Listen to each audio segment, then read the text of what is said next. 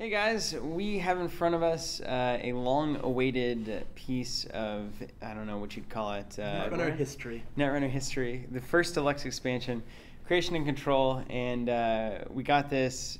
It's just, this kind of influx of cards takes me all the way back to the CCG days where you buy a booster box and freak out. And so we're going to freak out with you today and kind of give a rundown of the cards and where we are on them, kind of some impressions. We've been playing with them for about a week. And hopefully some useful insights and maybe some agreements, disagreements, but we're going to dive right in here. So I'm going to kick us off with some Cerebral Imaging. This is one of the 3 new identities for HB. And it is 4515, nothing fancy there. I like the Infinite Frontiers flavor text. Your maximum hand size is equal to the number of credits in your credit pool. I love it. Which is interesting and a little bit scary. Oh, it's terrifying. At the same time, because with things like account siphons and vamps, that's where my immediate thought goes is like, man, I could have like 30 cards in my hand. The thing to me about this card is even just like early game, if I install an ice and gain a credit, and you run on me, it's like, do I really want to res that ice? Like, yeah. If I res a roto turret and I go down to 2 credits, it's like, that's a bummer. Yeah. Like, that's a bummer. Yeah. So I have to credit it. I mean, what's so I see downsides to this. What is the ultimate upside of Cerebral Imaging? I think that's the question to ask. It lets you wait until you have all the pieces in your hand. You don't have to worry about them doing anything, and it significantly decreases their chances of stealing an agenda from your hand. It's all about like getting those biotic labors and agendas, and just being able to ready to score them. Yeah, I think. Yeah, it also works with tag and back, but I don't think as well. Part of it for me is that it really lets you overextend your ice protection onto your hand. Obviously, you'll have to protect your deck still, but if you don't have to like worry about getting stuff out of your hand anymore. If you draw into a lot of agendas, you can just keep drawing. Yeah, draw harder. It's like, I'm going to keep drawing. You kind of make too many R&Ds if you do it right. And this is all kind of theoretical because I think in a real game, the pressures that a runner puts on a corp just doesn't allow you to not spend credits and sit back and like not res ice and not play cards that are going to protect you. So I think it's a very specific deck type that wants this card, and I don't know if it's even here yet, to be honest with you. I'm interested by the card, but I ultimately don't think it packs enough punch at this point. But the downside of it, I don't think, is worth the fear that it would cause in myself. Yeah, the personal fear. Like if it had like a minimum hand size 4 or something, or even like 3. It's like hand size 0 is never fun. And it has the ultimate problem of competing with the best identity on the corp side, which is gain a credit when you install. Ludicrous identity, so things are going to have to really bring it to do better than that. And this, like I said, I like it because it's not trying to compete with that identity, it's just trying to offer something way different. And it does. And it's definitely done that. So, is some enterprising young person going to come along and make this awesome? I think we'll see that at some point. I hope so. Next up, we have Custom Biotics, another HB identity. Engineered for Success. It's a 4522. It's huge. Which is a big deal. And the text is, you cannot include Jinteki cards in this deck. It's awesome. It's absolutely bonkers. This is an identity that doesn't get worse ever. That's a lot of splashing. I mean, you put 3 scorched earths in there and you still have influence left over. Nuts. Like, you can do whatever you want. And I mean, the runner has no idea what you have. Like, you can kind of get a feel. Then you're not running Jinteki. Yeah, that's true. Those 15, 12s. No snares to fear. It's like, you can kind of get it. Once you see a few pieces of ice, you're like, okay, they have this much influence left. With this, it's like, they might still have any number of weird things. I think this is the kind of identity that the more cards that exist, the funnier this gets. Because it's a matter of, I'm running on something, it's like, if this is a certain piece of ice, I might lose here. Yeah. Or if it's, and like, do they have it? I don't know. We'll see some huge combos out of this. Maybe now, maybe later. I mean, even just having Biotic Labor and 3 Sands and plenty of room to work after that. Man, 3 Sands. I mean, there's a lot that you can do with this, even just with Fast Advance or with Tag and Bag. So I think not having Snare is kind of a bummer. But it's dealable with. It's dealable with. Up next, we have Next Design, guarding the net. It's a 4512. Before taking your first turn, you can install up to 3 pieces of ice with no more than a single piece of ice per server. Draw until you have 5 cards in your hand. It's ridiculous. That's pretty nice, huh? It's 12 ridiculous. influence is low, but It's 6 free clicks. like, yeah, it's great. But hey, yeah. But I mean, there will be moments where you won't be able to use this. Like, I mean, at worst, right? Let's just say you have a piece of ice. It's 2 free clicks at the start of the game. Like, that's the minimum mid-ground. Obviously, if you're running this, I hope you're packing a lot of ice. you got to pack a lot of ice. But On Reddit, someone did the math, and if you're running 25 pieces of ice, you have a 75% chance to see 3 pieces of ice within the first 2 mulligans, and it's like a 98% if you're to see 2. Nice. Like minimum. so, I mean, this could be really good. Perfect art, perfect flavor on this. It's all guarding the net. Like, this is all about having ice up. It's all about defense and building that huge. I like it. I think this is probably the strongest one of the 3 that we've seen. I would say it's between this and Custom Biotics. Yeah. For sure. For now, I would say next design. I think Custom Biotics will have its moment, for sure. I think this is really, to me, it's cool how many different ways you can play this game at this point. Yeah, there's a lot. That's really what this box does to me. Is like HB to me was super boring before this box. Yeah. And now they have like They could be fun and different themes that they can do. It's a good thing. All right, Director Haas Pet Project. This is an agenda for HB. It's a 3/1, and you can only have 1 per deck, so you're probably going to put it in there, is my guess. When you score Director Haas Pet Project, you may create a new remote server by installing up to 3 cards from your hand and or archives in that server and or protecting that server one at a time, ignoring all install costs. So Seems good. you score this, you can immediately install 3 cards from HQ or archives to make a new remote server. And that's awesome. Wow. It's Wow. phenomenal. You can install stuff like in the bottom of the remote. You can also install ice. You can install anything on that server. I mean, you could install Ice Adonis. It's like, Yeah, sweet. yeah. And that's, God forbid you're playing against noise and you have an agenda in your archives And already. considering it's a 3/1, I can drop it, and then it's like, all right, if you don't run on it, I'm going to score it, or I can drop it and then Biotic labor and Biotic scoring labor and score it. That's just And if they steal it, it's 1 point. Who cares? can't Okay. really. And in HB, getting down a remote server to steal something is usually really costly. Like, Especially if they you build 2 ice in front of it. They build good servers. They They really do. especially. I mean, you can go get any. Yeah, that's pretty phenomenal. I mean, I don't know why you don't put this in pretty much any HB deck I can think of. There's no reason not to, really. Yeah. So run it. All right. Well, we have another agenda up next. Efficiency Committee sounds inefficient to me. For advancement, 2 points. Place 3 agenda counters on it when you score it. A click and a host agenda counter. Gain 2 clicks. You cannot advance cards for the remainder of this turn. It's nuts. It's a biotic that you can't score agendas with, which is crazy in itself. It's like, oh, I'm going to use this to launch and then install a card. Or I'm going to advance this twice and then do this to install ice in front of it. Or It's just extra clicks, man. So it's just it's 3 extra clicks from this thing. I like that. I like that a lot. There's nothing bad about that. And you could fire all 3 of these off at once, right? Mhm. Am I mistaken there? I'm Click, not click, mistaken, click. right?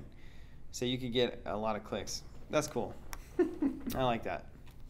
You're gonna run that, right? You're gonna run that. He's not gonna run I that. mean, most likely. 4-2 is kind of a weird spot for agendas sometimes. But It can be, but I think it's probably worth it. yeah. Up next, we have Project Wotan. It is a 5 advancement, 3-point agenda. You place 3 counters on it whenever you score it. You can spend one of those counters to choose a rezzed piece of Bioroid Ice currently being approached. For the remainder of the run, the ice gains in the run after all its other subroutines. That's a bummer. That is a bummer. You don't want to see that scored against you. Luckily, it's a 5/3. Now, a 5/3 is interesting, but that is just. I mean, that can be mid-run, right? It's just like. It's while it's being Yeah, approached. It's like, oh, this has an It's extra. currently subroutine. being approached. And so run everyone through the window of ice approach. I'm picturing Tim running people through Yeah. a window. So it's like I approach ice. You approach it. I get to choose whether to res it or not. So I get to choose to res it, and there are paid abilities, which is when this would be used. And then the runner encounters the ice. Cool. break it, and then So you res repeat, it. add infinitum. You res it, and then you have a chance to use the counter. Correct. And so at that point, they're locked in. Like, they're encountering the ice at that point. It's a beautiful thing. Project How do Wotan. you think people use this agenda? Yeah, it's nuts. Are you kidding? Like, if you have a 2.0 5.3, precise, yeah. I mean, yeah, I do. I think it. Yeah, I do. I think it's bonkers. It's so HB, though. Like, it's so HB. More time, more money. It's way better than mandatory upgrades, which was a 6 advancement for 2 points. They end the run really well. Like, this is a really solid card. Yeah, don't let him score it. Don't let him score it, because that's a good 3 points for the runner right there. Let's go to Sentinel Defense Program. It's a 4 advancement, 2 point agenda. Whenever the runner suffers at least 1 brain damage, do 1 net damage. I think this That's agenda is not cool. going to make some really cool decks. This is an agenda for the ages. That is not cool. So you can't run all these good agendas. I mean, you could, but you're gonna have to make some choices, especially with all. I the mean, I old think ones. that a lot of them go in very certain kinds of decks. Yeah. Like, this is going to go into a brain damage deck. Which That's going to be a thing. That's a thing now. Yeah. Spoiler alert: there are more cards that do brain damage.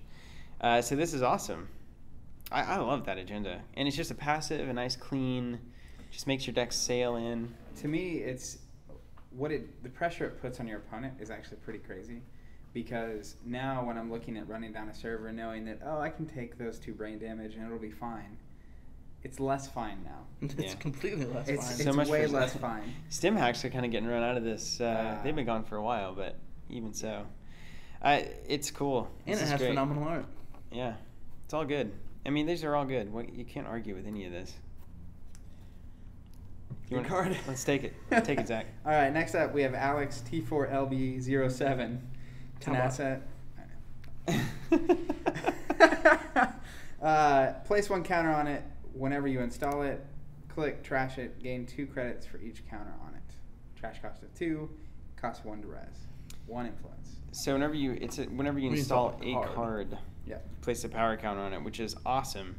So as you're installing stuff, you're placing counters on it, and then you can click and trash it to gain 2 for each of those power frags. So, I mean, of course. Yeah. Yeah, you're gonna do that. It can be really good. I haven't seen it in a deck yet, but it I can mean, be really good. This fits really well in a standard HB. I'm going to install, get a credit, put a counter. I'm going to install, get a credit, put a counter. It's like, do you really want to run on that and go through 2 or 3 really strong pieces of ice to just trash that? But at some point, it's like, if I don't, this next turn, they're going to get like 15 credits. Yeah. Yeah, you are. This I think is the same. It kind of feels the same place as like an Adonis campaign for me. It sits in that beefy remote until you find the agenda that you want. You clear this out, and you go. Like Adonis is kind of weird because sometimes you put it down there, you get it going, and then you have 2 turns left of Adonis, and you have your combo, you have Biotic Labor, you have your agenda, and you want to get it knocked out before they get your hand or whatever. And this one, it's like, well, I'll just trash it and go, and I haven't lost any efficiency. So I like this a lot. It's good. I like it a lot. Could this be... I feel like with 1 influence, you might see this in other decks. It could definitely. It works really well in HP, but it's just a good card too, so we might see it. Tim, what do we got here? All right, up next we have one of my personal favorite cards in the pack. We have Cerebral Overrider. It's a 0-cost asset. It's an ambush. It can be advanced, and if you pay 3 credits when the runner accesses it, you do 1 brain damage for each advancement token on it. It's a 0 trash cost. So it's like a Brain bug, but for brain damage. Costs a little bit more, but yeah. So why do you like it so much? Dumb question, yeah. I mean, it just slots into Jinteki so well. Because I can use it. Yeah, it does, doesn't it? It's just scary. You get a couple brain damage on somebody, and all of a sudden you can't win against Jinteki. It becomes infinitely harder. That's nuts. So you're going to be running 3 of these bad boys? No. 7, 2, 1. He'll never tell us. That's the reason That's it's the a trap. secret. Yeah, I think this is great. I think it's well costed. Good influence on it. It is what it is. I mean, this is solid, standard. Great card. Moving on to director Haas. Haas playing a big role, obviously, in Haas-Bioroid. That would make sense. Makes a lot of sense. It's an asset, and it simply says, it costs 3 to res. It simply says you have 1 additional action to spend each turn. Okay, that's great. Let's see what else we got. If Director Haas is trashed while being accessed, add her to the runner's score area as an agenda worth 2 agenda points. The game has gotten interesting, my friends. The game has gotten interesting. As long as she stays up, you get an extra click, but if you trash her, you get 2 agenda points. It's the runner, and it's 5 influence. Thoughts? I think it's a great card. Costs 5 to trash. You could run, the extra trash costs on assets if you really wanted to make it weird. I mean, an extra click as the corp is insane. It really is. Like, this is just crazy. You got this in a Biotic Labor deck, and it's like, well, I've got Perma Biotic Labor, and then I can Biotic Labor on top of that. Then I can Biotic on top of the Biotic. It's nuts. Like, it's really good. And, I mean, you can... I see you installing this card, waiting a turn, next turn comes around, you res it, you take your 4 clicks, pass the turn, whatever, and then you get 1 more turn out of it, and then you override it. You trash it, you get your stuff out of it, get it in the archives quick. yeah. Because once they know it's there, they're going to be gearing up to trash it. Well, I mean, there's an assortment of things you can put in your server that make it so hard for this to actually be trashed. Ash? Yeah, because you're already, to trash this, you already have to pay 5. You have to get through the server. There's some red herrings on there. Red herrings is on the agendas. Ah. So it's just a matter of, like, if you can make it where they can't really, like, they have to spend so much money to even get to it, that's fine. Spend all your money and get 2 points. Like, I'll take the 5 extra clicks for 5 turns. It does feel like a good win/loss. It's like you're almost always winning as the corp if you do this right, which is good. It's kind of like the old pad campaign question. And that's what I'm saying. You get your few clicks out of it, but then you override it, and then there's no negative to it. Yeah. You just did your thing. Especially, like, if you just play this at the right time. Like, if they see this in your hand, oh, 5, dang it. And you feel like you have to get rid of it almost. But, yeah, it's really funny. I mean, if they have the 5, they're going to trash it. If they don't have the 5, they're just like, damn it. Yeah. Now, could you technically use that shiny one-of agenda we saw earlier that you can pop this out behind 2 really strong pieces of ice whenever you want to, basically? Yeah, from archives even. Yeah. So even just having this as like a late game option where it's like, oh, I'm going to score this agenda, and then now your life is awful. Now Haas comes out. Yeah. What a good card. Effective. Seemed pretty balanced to me. Loving it. All right, next up, Haas Archaeology AI. It's a 2-cost asset. It can be advanced only while unresed.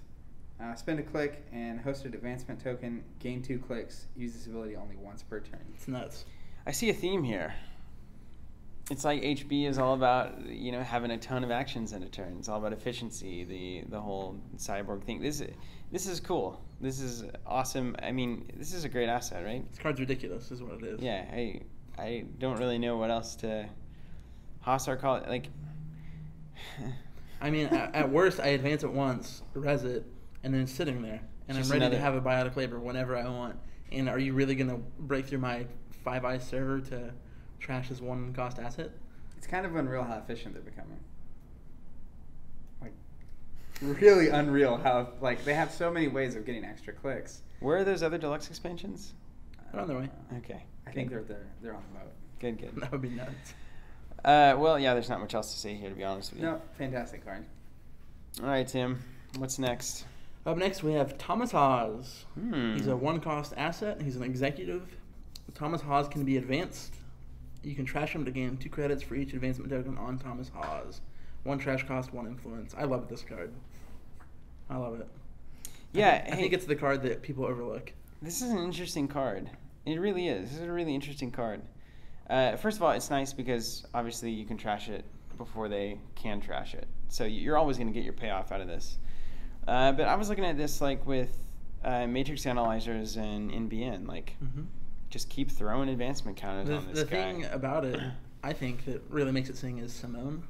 Yeah. Just put them in the server together, and it's like, how long are you going to let me have these 8, That's a nice little trick, too. 1 influence, I feel like this guy's going to be seen all over. Yeah, I mean, I'm thinking about, I have the Wayland deck with the advancement identity, and it's like, oh. You can't advance this with that, by the way. You can't? It's only ice. That's what I thought at first, too, yeah. Nice. Yeah. But, I mean, that's the thing. That's fine. the point. This slots well into Jindeki. It's another trap. I install it, advance it. You run on it. Okay, sweet. I get my my input back. Yeah. I mean, anytime I love the concept. It's what my entire Wayland deck's built around, of making people run on servers they don't really want to run on. It's like, if this guy's, they're gonna run, they're gonna spend their money, and then all of a sudden you trash it and you get a bunch of money. Like, it's sweet. that's a good economic exchange. Yeah. Yep. It's also really, I've been thinking about this with when I was first doing the weird Beal deck that I was doing. Like, this is also another good bluff card that, like, it has 9 tokens on it, and they're like, was that a trap? I thought that was a trap, but now, is that Beal? Are they about to win the game? And then if they happen to think that and they run on it, then it's like, no, I just got 18 credits. It's like there's just a lot of ways now to stack things up that look like that. Also, another thing is Trick of Light. Could work well with this. I also think that, I mean, the capacity to gain credits on your opponent's turn, you're sitting at 4 credits, and you have a toll booth down, and they go to run, and they're like, well, there's only so many things it could be, or an archer, or whatever you want to put there, and it's like, oh, actually, I've got money, I'm going to res this, and I'm going to wreck you in the face. Yeah, right in the face. And I mean, it's also could be used as an offshore account. So, like, if I'm expecting an account siphon soon, I just have that money the there, money over there, and I'm ready to get it back. Yeah. It's good stuff. It's just good. Cool, Thomas. Cool. Who we got? Tim? You're up next. Am I up? Bioroid Efficiency Research. 3-cost operation, a condition.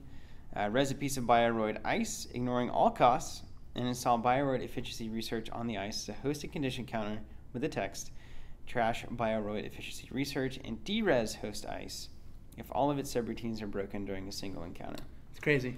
It seems an awful lot like a card that I remember called Oversight AI. Like Oversight, but without better. the penalty of losing the piece of ice when they break You don't. it. Yeah, And the counter goes away. Like this card goes away.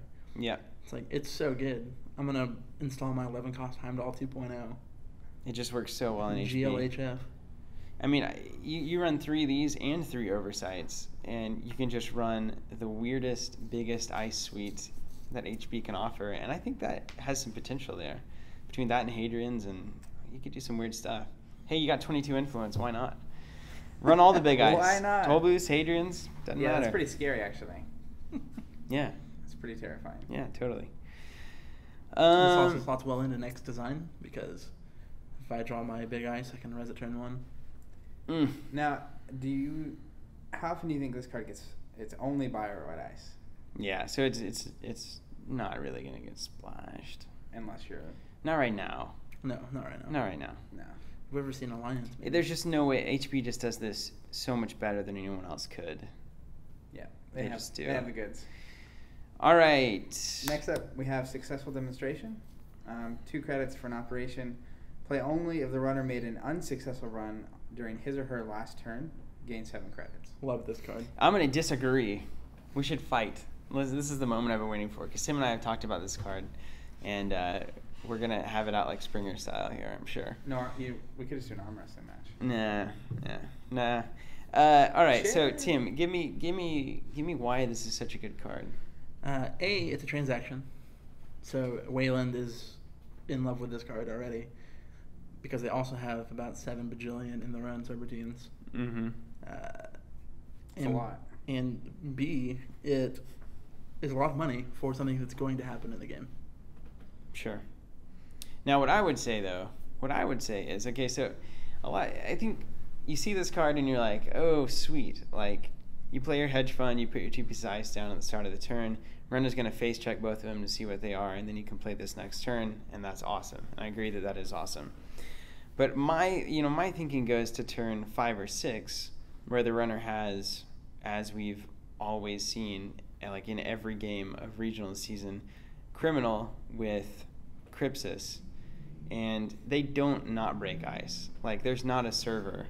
The inside drive, like, I've not seen an unsuccessful run. I would agree with that if I didn't also play Criminal and know that I get stopped fairly often. I don't know, man. There's lots of times you run in that toll booth and it's like, crap. Data Raven? The thing, what I see Data Raven? Data Raven stopped me in my tracks. What I see out of this card is it's going to be good a lot of the time, but there's going to be some times where you just aren't going to get to play it. And I think it's good enough that it's worth those It's times. one of those cards that against a good shaper, like, I just don't think you don't break all the ice. Like, there's not an unsuccessful run. At a certain point in the game, I think the unsuccessful run goes to like a 5 to 10% chance. I think it's worth it. It's one of those interesting cards. I mean, any card game you play, if it requires your opponent to do something first for you to get to use it, For sure. it's conditional. So Right. maybe they don't make runs for 4 turns. Maybe they don't. But if they're not making runs for 4 turns, you're doing fine. So that's where I'm getting Like, my you'd next still point, rather though. have a different card So in that instance. you only get this if the runner was stopped, which if they were stopped probably means they're either low on money or they ran into a data raven and don't want to take the tag. Whatever the reason is, it's like if it's good, it's great, and if it's bad, it's bad. It's like I have a wasted card if they're destroying me. I and think that this money is completely worth having that dead card in your hand at times. Yeah, that's what it ultimately comes down to, is the judgment of whether the risk is worth it or not. And I don't think it's going to be as dead as often as you guys are thinking. But I'm also starting to think that we see this card a lot, and then all of a sudden you don't face check that ice first turn. And that's awesome for the corporation. Like, I'm completely okay with that. I don't know. I'm gonna ice wall and then play I don't this. know. This could be really good out of Wayland. I'll note that. I'm pretty sure I said that. I know you did. I'm just kidding. Yeah, so this is good. I mean, like I said, it's a good card. I think it's kind of a pad campaign school of thought here. Like, do you trash pads or do you not? And some people say yes, some people say no. You know, successful demonstration, is it worth it? Probably, and we'll see where the game goes and whether or not that proves true in playtest. Now, I will mention before we move on, the flavor of this card's great. Yes. The idea that they have to be unsuccessful for this to happen Mm-hmm. makes a whole lot of sense. I love what that card's doing. Yeah. Up next, we have Heimdall 2.0. It's an 11 cost, 7 strength barrier. It's a Bioroid AP. It has the text, the runner can spend click to break up to 2 subroutines on Heimdall 2.0. 3 subroutines, do 1 brain damage in the run, and in the run. This is like Heimdall God mode. Yep. Why is every card in here is good? Turns out. Like, every one of them. Like, the data packs, you see some and you're like, I mean, I don't normally look at cards and go, that's just awful. But No. like this, I'm just looking at it, it's like... everything's great. This card's it's bonkers. I mean, even with the Bioroid oversight, whatever it was called, it's awesome. Like, pay 3 for this piece of ice? Bioroid efficiency research. Yeah, whatever. You just looked at it, cheater. Pay 3 for this card, and if they break all the subroutines, which is going to cost them a lot, you just de-res it, and then you either play another Bioroid efficiency research, or you actually res it because you're HP and you have money. I mean, It's so much harder to get through now. What you probably do, really, is you spend the 2 clicks to break the last 2, and you take a brain damage. Yeah. Which is... It's awful still. Because then they have that agenda score, and you take a net damage too, and you're just like, man, I hate my life right now. Or you have a barrier breaker out and you pay 10. Or you pay 8. Corroder, yeah. What Corroder. is Corroder? Corroder's 8. What else could you do with this thing? Breaker for 10 with Crypsis. What, Morningstar? What is it, Snowball 5 for strength? 9. Is Morningstar 5? Now, that Anarch one that nobody plays? Doesn't Yep. there's the Shaper breaker that breaks all 17s on an AP piece of ice, right? Deus Ex. Isn't that Deus Ex? Yeah. Mhm. So... And then you discard it, Is that the discarder? Mhm. You trash Deus Ex to break all AP. I don't know, man. That could work. I don't know. We'll get to that card later. But Yeah, not in the spec. maybe, No, not that card. maybe that'll Card work. could work with. Oh. Maybe that'll work. Yeah, this is just great. This is great ice. It's Yeah. great ice. It's great ice. You're gonna run it. I mean, there's nothing fancy going on. As here. an You HP run, player, run the piece of ice. You want this. You run for it. sure. Let's go to the Howler. It's a 1-cost trap. You may install, and it has 1 subroutine on it, 0 strength piece of ice, which is really cool. You may install and res a piece of Bioroid Ice from HQ or archives, ignoring all costs, placing it directly behind Howler. If you do, de-res that piece of ice and trash Howler after the run is completed. Another great... It's interesting that it's after the run is completed. Yeah. I could sense some cell portal abuse here. Yes. No, I can't. That's No. why. I tried. Yes. I tried. I really wanted So to go with you there, but... Basically, it's like And how about this art? you install, even if this is all you install in a server, right? They run, first turn, you pay 1, you can go get whatever you want, put it out. It's just this awful thing that you know they can't break. You could do a couple brain damage in the run. Now, they can jack out after this, right? Correct. So, but then you have a cool piece of ice installed that you got to install from your deck. You could also Or archives. whirlpool into this, and then they have to encounter the ice. And then you put a cell portal behind that, and it brings you back to the front. And then to me, this seems a little janky. 18 cards later. No, I think Howler is really great. I love this piece of ice, and the fact that it pulls from archives as well is really where it gets me here. Well, I mean, to me, the idea is just what breaker don't they have right now? You put this out in front of a 5 advancement agenda, and it's like, I'm gonna advance it twice. And they run. It's like, all right, I'm gonna go get whatever. I It need. works really well into our oversight strategy as well, because that one is trashed after it's broken. So then it goes to the archives, and now you can pull it back out with a Howler. It's like we're making a deck over here. Hey. Hey. Next up, we have Ichi 2.0. 8 cost, 5 strength. It's so good. The runner can spend 2 clicks to break up to 2 subroutines on Ichi 2.0. Trash program, trace 3. If successful, give the runner a tag and do a brain damage. This card is interesting to me because I feel like it's not worth 8. I feel like I'm going to click through the true trash programs like I did on Ichi 1.0 and let you trace me, and then I'm just going to pay for the trace. Yeah, and just trace it out. But it's not a bad piece of ice. No, it's not You bad. could certainly run both. Yeah. But the thing is, like, Not that you would. is it worth 8? Yeah, There's a lot of things you can do with 8. a lot of things. But I mean, I've not seen an HB deck recently that doesn't have like 2,500 credits. Right, but if you keep putting these things in, they want 2,500 credits. It's true. I mean, For something that is not going to really keep me out that hard. I mean, it's just as dangerous as a regular Ichi, I feel like. was the regular Ichi was just give the runner a tag, and what was that? Was the trace? It's trace 2. It was I think. trace 1. I think it's 2. 1 or 2. I don't know. It's not 3. But was it give a tag and it wasn't brain damage, was it? It's tag and brain damage. I've never it's never worked for me as the corpse, so I don't know what it actually does. So They just it's break for it's for the trash program, but like this is a surprise Ichi 2.0 will work just like a surprise Ichi will. just more expensive. Just more expensive. Yeah, I think Surprise Ichi 1.0 is actually a bit better because you really just want to catch him in the trash program. I can't break this loop. So still, It's not bad. It's Ichi. It's not bad, but I don't think it's worth it right now. So you don't think the Personally. investment in the 2.0 version was worth it for HB? No. It gave us something new and different. Some sweet art. A little bit improved. It has Ichi's 4 strength, right? 1.0 is 4 strength. Yeah. So it's got a little bit more strength. But again, like when you first hit that Ichi, generally you just click it. Like and if then this trace also trash the program, I'm in. But look at that art. I'd do it. Art's great. Okay, Ichi 2.0, mixed reviews. First mixed review of the pack, maybe. I think it's only 3 extra credits for an extra strength and a couple extra on the trace. So even right there, you got to think about that. I get it. But I mean, wouldn't you rather just have the money? I don't know. I mean, I don't know. You got to think a trace 3 versus depends if it's trace 1 or 2. I'm almost certain that it's a 1. I could actually go get it. Either way, no, it's fine. Even if it's a trace 1, I still don't think it's worth it.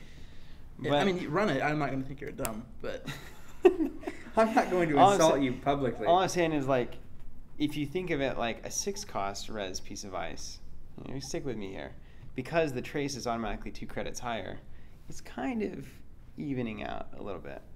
I'm just throwing it out there, guys. I respect that, but I respectfully disagree. All right. Up next, we have Mine Layer. It's a 1 cost, 4 strength code gate, which is awesome. It has 1 subroutine. You may install a piece of ice from HQ as the outermost piece of ice, protecting the server, ignoring all install costs. Can I tell you something? Yes, This- please, Zach. And Howler, like all these things that let you search your archives or deck to install something. This is from your hand. This is from your hand.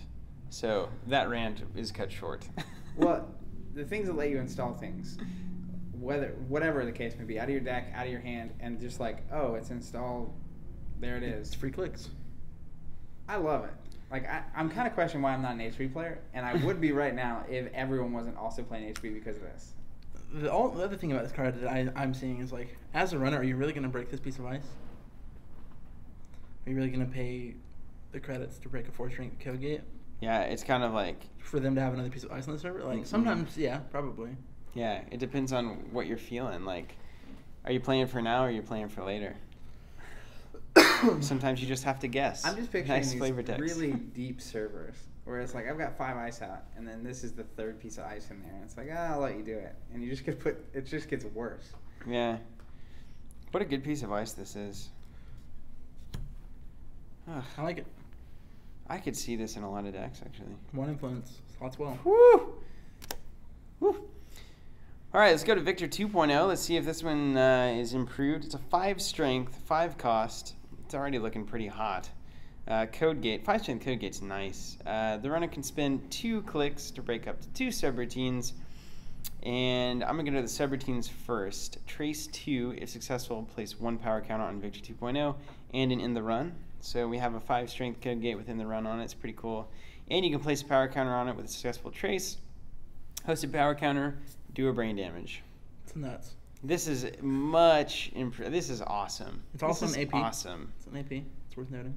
Just Noted. awesome. Deus Ex. This is really good.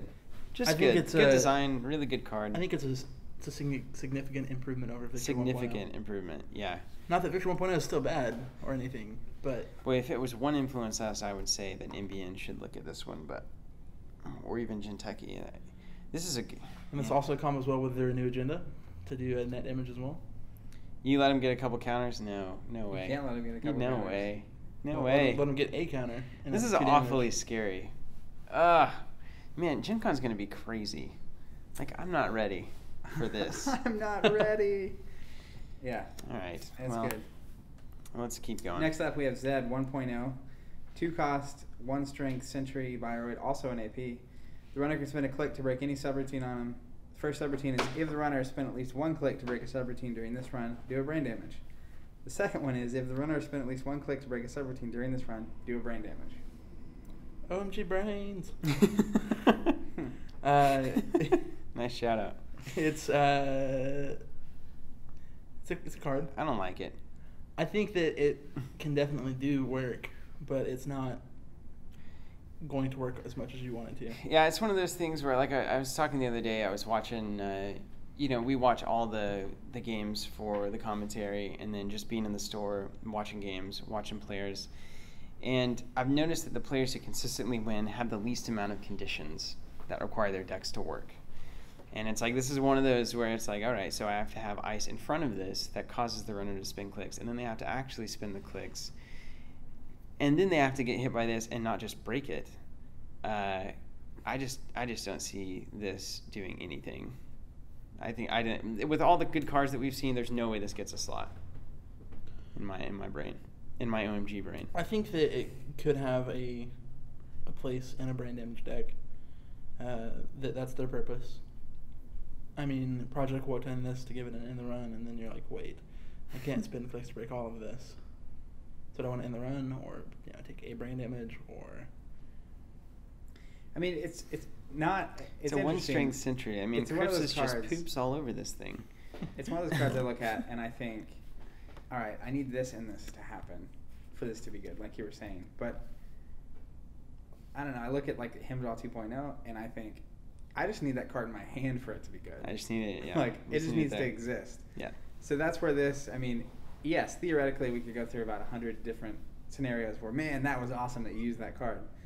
And maybe for the surprise factor, maybe you set up a weird server at the end over on the side with this, and then one thing that they use to break a couple times, you've already got a couple brain damage on them, and then it's just like, whoops. But, I don't know. Seems really conditional for me. Yeah. It is what it is.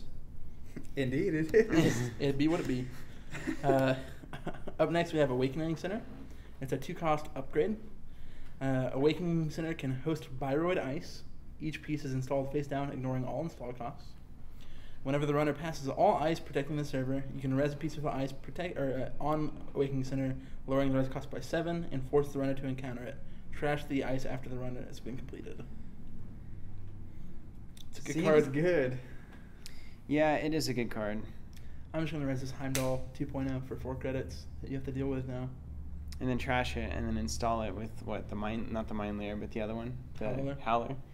I mean, that's the thing, is like you're seeing so much synergy here between all these cards. I mean, even if they don't have a Howler and it's just trash, they still had to deal with the Heimdall Yeah.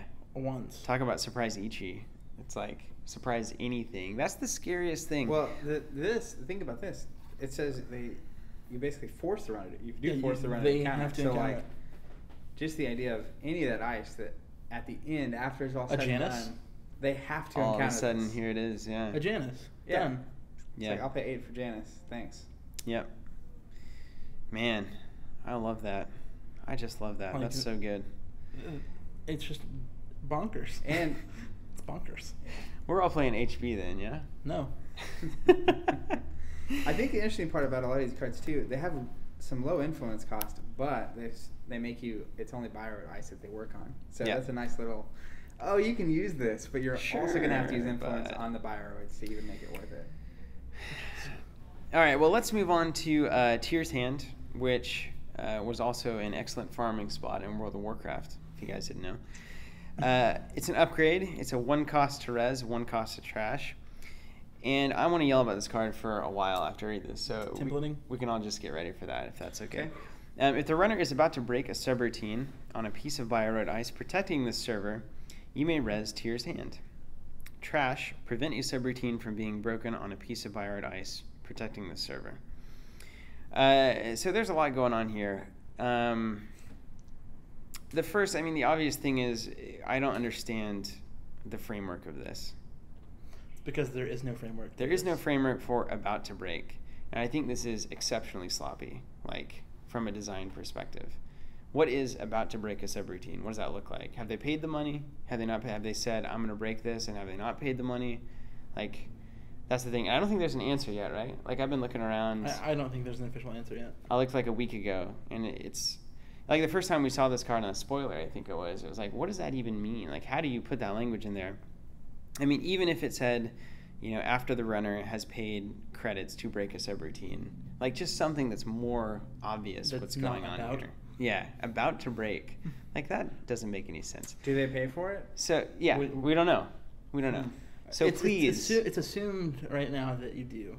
Like, you break it, and you pay for it, you didn't actually break it. And then you didn't actually break it. Yeah. And then you can pay to break it again. So, I guess open letter to FFG. You're doing a great job so far. Let's not screw this up. But secondarily, so you trash it to prevent a subroutine from being broken. Is that so? Let me get this straight. You pump your strength. Mm-hmm. This is the way I've been playing Aaron. You pump your strength, then you can break the subroutines. So if they prevent a subroutine from being broken, can you then break? You can't break it again. You can't break it. You can break it again. Because you break each subroutine individually. But if it's like on, let's say, Heimdall. You can't click through it. This is the big thing with this. You click. Like, you run out of clicks. And now you've already spent the click. Sure. And then I make it where it's like, oh, you have to break it again. And then it's like, well, I can't click through it again. That's what this card really does. Okay, I see. So that makes a lot of sense. I mean, sure, if they use their last credit to break a piece of a subroutine, you can just do it again. And because you break all the subroutines and then you encounter all the subroutines. That's what it is. That's what it is. Yeah. Okay. So, yeah, you prevent a subroutine reverse. So it is the click thing, which that makes a lot more sense to me. But I feel like this card isn't really going to find this. It could have been more clear. And I don't think it's going to find the slot, even if it does work after they pay the money. I think it could work. Like EC 2.0, if I prevent one of those trash programs, it's like, crap. Well, now I lost a program. Well, I was picturing on like Heimdall 2.0, right? And again, it's a very specific instance, but I'm just giving an example. Mm-hmm. Where you break the really, really awful one, which is brain damage and in the run.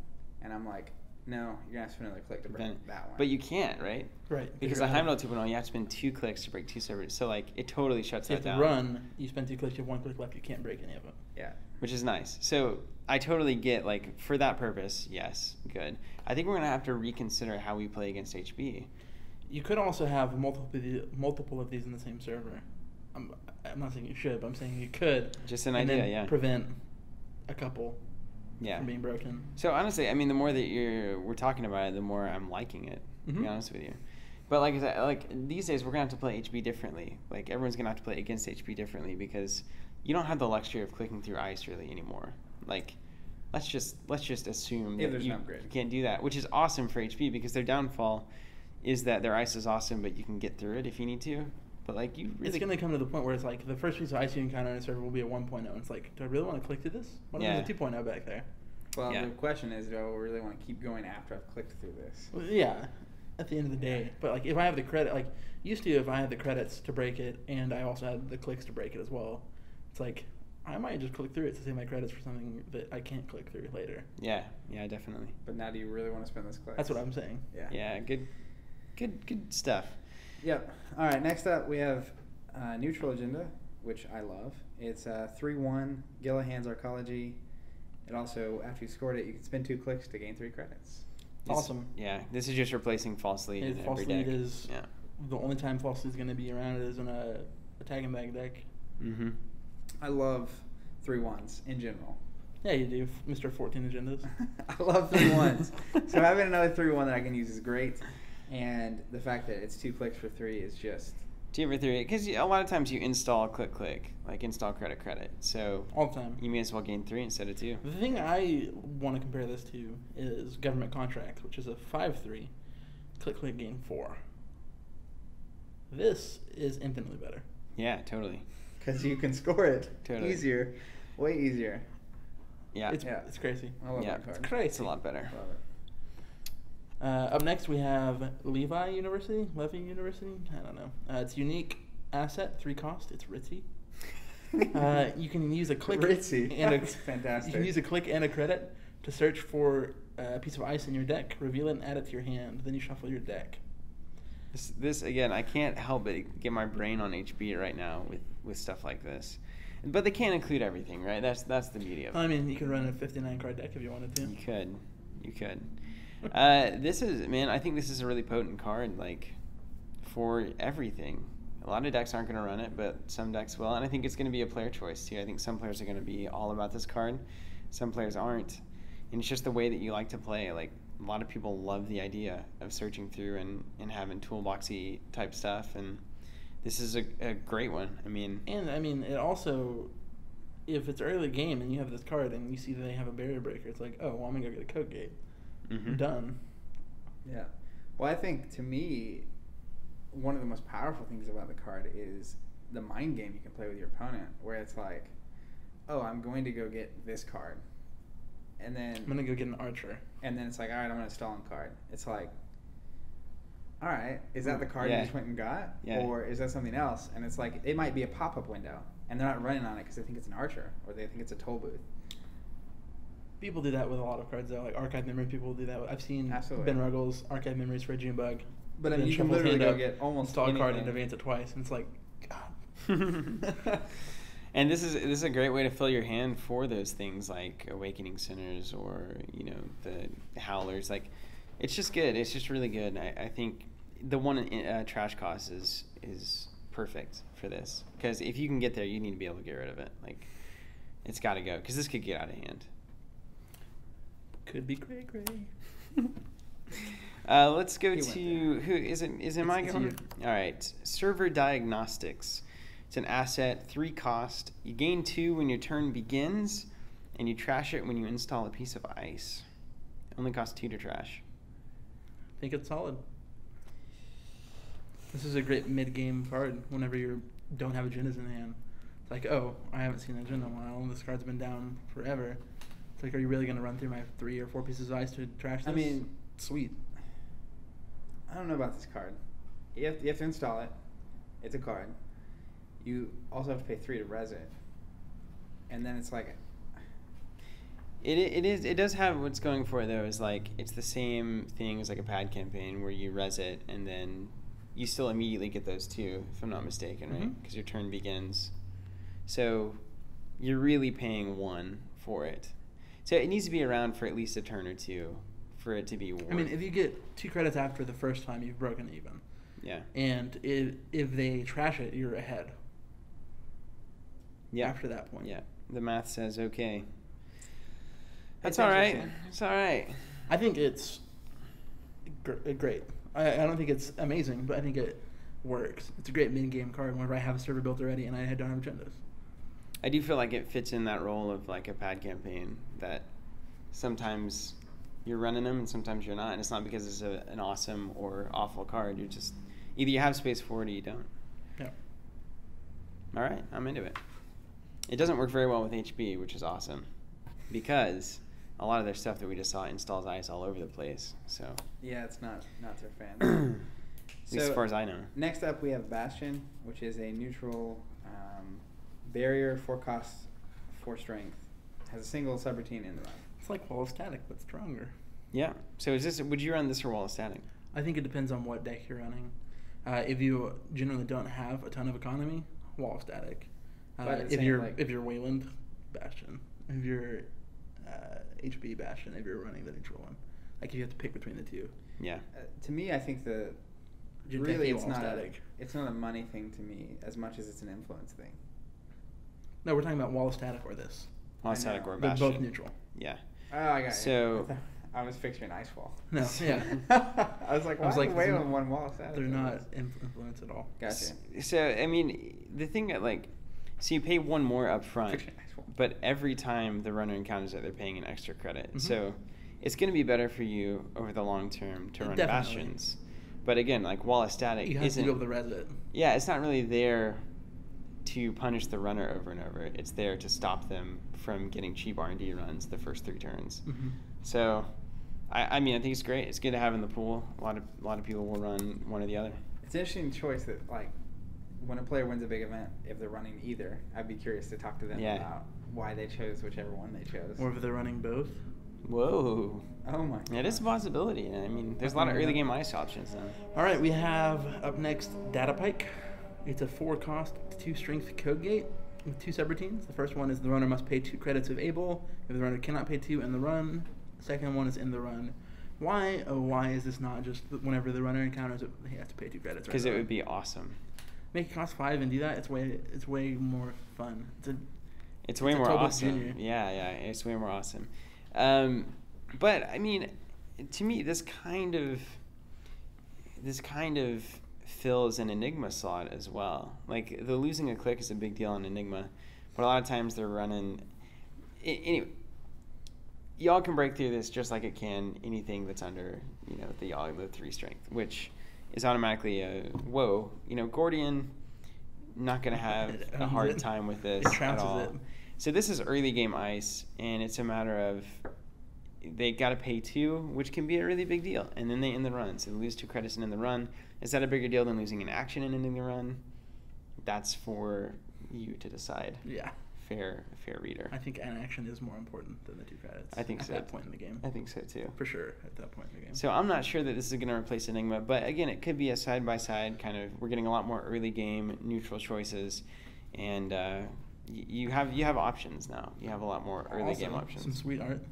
Yeah, very sweet art. Very cool. I mean, it matters too on what your deck is trying to do to your opponent. Where if you're doing a lot of things that make them pay, maybe you're NBN and you've got toll boost, you've got pop-up windows, you're doing a lot of traces, so they're having to spend a lot of money. In that case, maybe them not having money is the better thing for you. Yeah. If traces matter at all or whatever the case may be. But if you're running HB, then all of a sudden the lack of clicks is way more important than the lack of money. Yeah.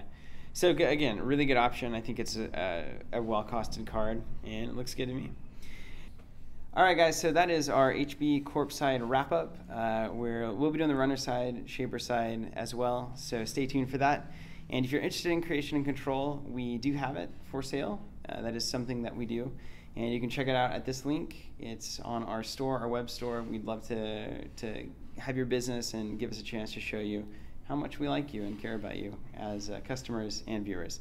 So thanks for watching, and we will catch you next time.